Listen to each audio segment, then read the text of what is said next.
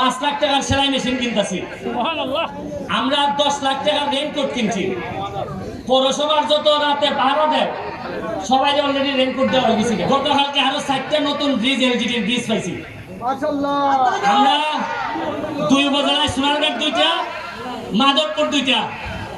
আর এই যে ব্রিজটা প্রায় 170 কোটি টাকা বাজেট হয়েছে।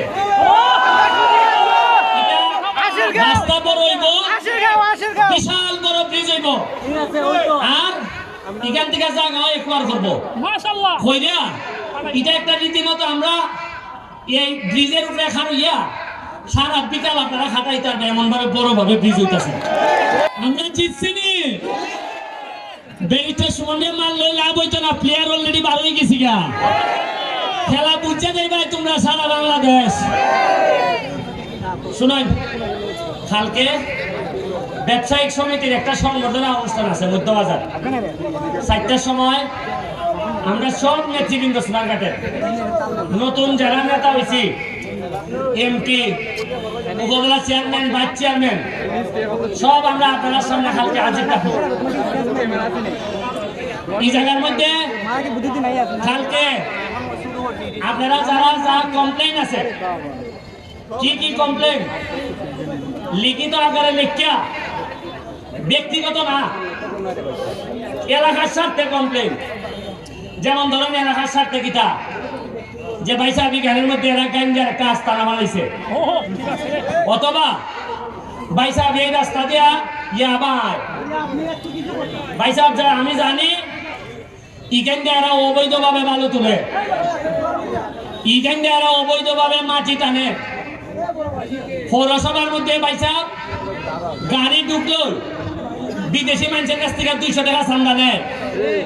এগুলা নিয়ে কমপ্লেন নিয়ে কালকে মধ্যবাজার থাকবা। আমরা আপনার সাথে আলোচনা করতাম চাই, কিতা কিতা আমরা পারবো, কিতা কিতা আমরা পারতাম না। আমরা নেতৃবৃন্দের সাথে আপনারে চৌকে চৌকে চাইয়া মাত হইব পরিষ্কার। মানুষে কয় ভবিষ্যতের নেতৃত্বের মডেল কোনটা? আমি কইছি ওই যে সোনারঘাটের যে মডেল চলতেছে ওইটা। সারা বাংলাদেশের মানুষের দেখে আমরা কিতা করি, তা আমরা দেখাইতাম মানে আমরা কিতা করি। আপনি রিক্সাওয়ালা হন, আপনি দিন মজুর হন, আপনি একেবারে কোনো সম্পদ নাই আপনার। এই পর্যন্ত আপনার কথা কোনোদিন কোনো মেম্বারে উঠছে না, অসুবিধা নাই। কালকে এমপি হিসাবে থাকবো আমি, আমার দ্বারা ইয়া কারেন্ট নাই, আমার দ্বারা ইয়া লিখিত লেখতে লইবা কেমনে আনবা। আমি আমার পিএস দিয়া সব সমস্যা আমি হাতে করে লিখে বিঘা টাকা বইয়া বইয়া নাম, মোবাইল নম্বর আর সমস্যার কথাটা নিজে লিখতে না পারলে নিজের ফুরিরে ফুলারে কইবা যে পড়াশোনা জানে, যে ফুটরে লিখতে দে। খেটা খেটা যে সমস্যার কথা কইবা এর গড় মেট্রিক পাস ফুলা আছে কিনা, মেট্রিক পাস ফুরি আছে কিনা আমারে জানাইবা। ফুরিটা থাকলে সেলাই মেশিন ভালো পারে কিনা আমারে জানাইবা। কুস্তা হওয়ার লাগতো না, হাউস্তান দিয়া দিবা। এমন হয়তো বা রাত 8টার সময় গিয়া আমি ঠিকানায় গিয়ে আমি নক করবো, গিয়া কইব যে নেন আপনার সেলাই মেশিন থাকবেন। আমরা 5 লাখ টাকার সেলাই মেশিন কিনতেছি, আমরা 10 লাখ টাকার রেইনকোট কিনছি। পৌরসভার যত রাতে ভাড়া দেয় সবাই অলরেডি রেইনকোট দেওয়া হয়ে গেছে। সবগুলা চা বাগানও মহিলাদেরকে রেইনকোট দেওয়া হয়েছে। আমরা গতকালকে আরো 4টা নতুন ব্রিজ এলজিডির ব্রিজ পাইছি। আমরা 2 উপজেলায় সোনারঘাট 2টা, মাধবপুর 2টা। আর এই যে ব্রিজটা প্রায় 170 কোটি টাকা বাজেট হয়েছে। রাস্তা বড় হইব, বিশাল বড় ব্রিজ হইব। আর এখান থেকে জায়গা একবার করবো হইয়া। এটা একটা রীতিমতো আমরা এই ব্রিজের উপরে খাড়িয়া সারা বিকাল আপনারা খাটাইতে পারবেন, এমন ভাবে বড় ভাবে ব্রিজ হইতেছে।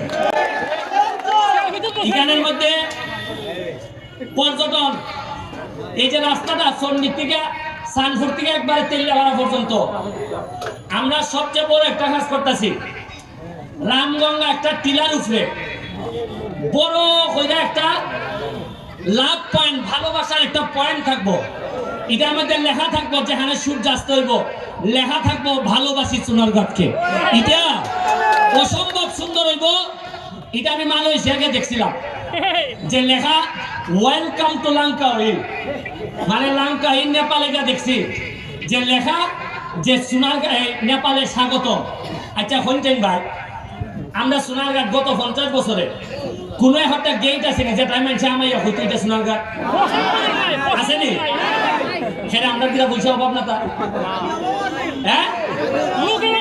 খালি 4 লাইন হইব দেখিয়া আমি এখনই করতেছি না, নাইলে অলরেডি 2টা বিশাল ওইটার গেট দেখলো না। আরে না গেট দেখলো তুই ফুরি বিয়া দিয়া গান লাগলো না সোনারগাঁও, মানে গেটে তার ভাই খিতা চলতেছে সোনারগাঁও।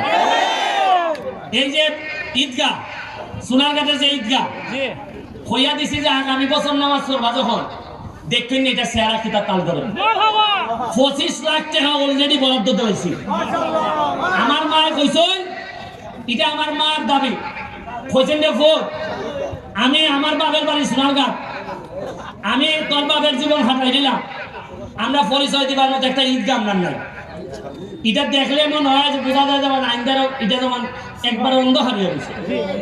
আমি এমন ভাবে আলোকিত করবো দেখবা 25 লাখ দিছি, আরো যদি লাগে 25-50 টেহার কোনো অভাব হই না। এই যে পরশুদিন গেছিলাম ক্রীড়া মন্ত্রণালয়ে গিয়া দেখলাম প্রায় 3-4 লাখ টাকা cricket bat, badminton, volleyball, football, carrom board এটা লইয়া একটা রেডি আছে আপনারা দিবার লাগে। আচ্ছা আগে কোনোদিন শুনছেননি যে এইভাবে 5 লাখ টাকার খেলার মাল আছে? এখানে তো ফুটবলাররা আছেন বহুত পুরান, হ্যাঁ শুনছেননি? আগে কিতাই তো জানেননি। হ্যালো, 5 লাখ টাকার বল লাগছে কিতা করেন সাহেব? আরে আমরা দেখা দিলাম যে বল খেলা নাই, কিন্তু দেখছে টাকাতে লাগে 4.5 লাখ। আপনারা মনে হয় আমি মিশা বল দেলাই আমার বিয়ের যাইব, বিয়ের যাইব দেলাই না আপনারা কিছু। আর বিয়েছে মোটামুটি হালাইন লইয়া বাচ্চা লাগছে 3 লাখ 4 লাখ, নাম লইলে তো আবার হাত যাই, নাম লইলে হাত যায়নি। ওকে যদি খালি আমি খাতাটাই উল্টাই, গত 5 বছরের খাতা এমনি সেপ দিয়ে যদি খালি উল্টাই যে কুনানো গেছিল ভাই সব টাকাটায়, এরা কোনো পাইছে সরম সরম আর দিন। আমি ফিয়াইলে মাঝে মধ্যে জিগাই যে হাত দিতাম নেব। গত 5 বছর যে বড় বড় গল্প দিসলাই উড়াইবা আমি কইছো আমি জানো যে তোমরা যে সাবের গুলাই তোমরা যে টাকা মারছো মানছে এটা কইতাম নে খানা পাইছে সরম সরম সরম সরম আমি লাগতো না, আমি তো সরম কোনে আইতে গেছি গা। আমার সামনে যে ফুলাই এটা খাটল দিস, এটা বছর খানেকের ভিতরে নিজের হয়ে খাতাই নিব আইনে বার করবো। ওই তো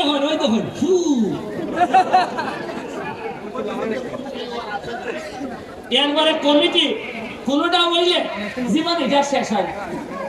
কিছু কিছু লোক মহিলা দেখা যা না যায় তাই দিলে এখনো কমিটির বর্তমান জানা না তো কমিটি আছেন তাই ইটা আর থাকতো না।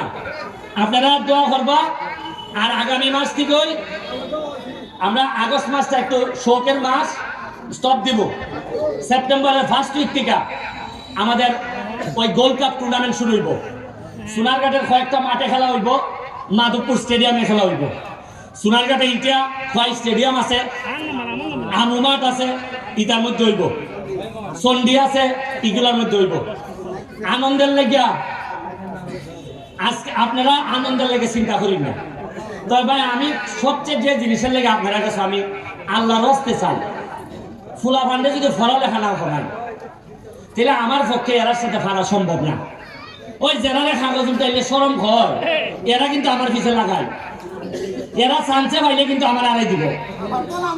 কিন্তু আপনারা থাকবা যার মহান রাব্বুল আলামিনের উপরে যার ভরসা আছে তার আর লাগে না কিচ্ছু। কিন্তু আপনারা যদি একটু সাথে ফুলা ফান্ডে শিক্ষিত না করেন তা আমি খাওয়া তো দিয়ে দিতাম।